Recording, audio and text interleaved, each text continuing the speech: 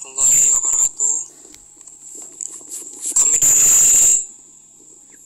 kelompok 12 akan mempresentasikan hasil kerja dari kelompok kami, yaitu menjelaskan tentang sistem saraf.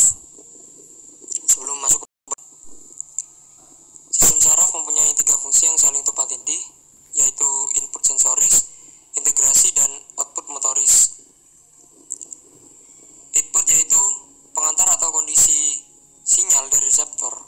Misalnya sel-sel pendeteksi cahaya di mata ke pusat integrasi.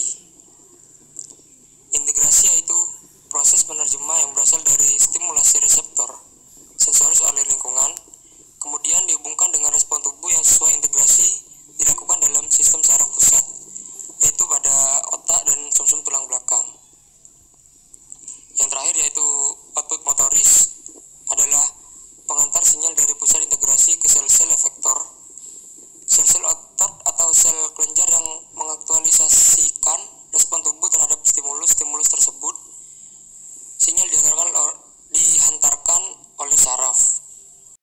Neuron sensorik atau neuron aferen, yaitu mengirimkan impuls yang diterima reseptor ke saraf pusat atau otak.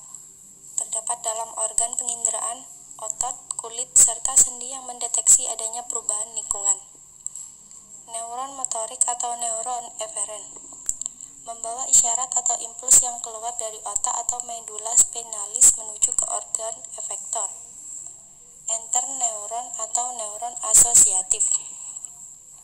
Sel glia atau astrocyte star cell mengikat neuron-neuron dengan pembuluh darah, mengatur larutan kimia dalam cairan yang mengelilingi neutron. Oligodendrocyte mengikat neutron dengan jaringan ikat, membentuk selubung myelin di sekitar akson pada SSP. Mikrogli sebagai fagosit pada proses fagositosis sel-sel mati di jaringan otak yang rusak. Bagian dan fungsi otak. Yang pertama, batang otak sebagai pengatur fungsi vegetatif dan refleksi. Yang kedua, sistem limbik berfungsi mengenali emosi, perilaku, insentif. Ketiga, korteks cerebri.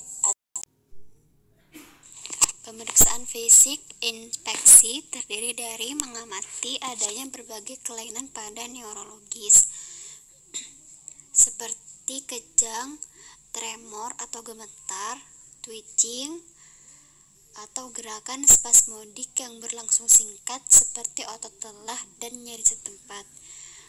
Korea yang tidak disadari, kasar tanpa tujuan, cepat, tersentak-sentak, tidak terkoordinasi. Parese, kelumpuhan otot tidak sempurna atau kelumpuhan. Paralisis, kelumpuhan yang sempurna. Diplegia, kelumpuhan pada 2 anggota gerak. Paraplegia, kelumpuhan pada anggota gerak bawah.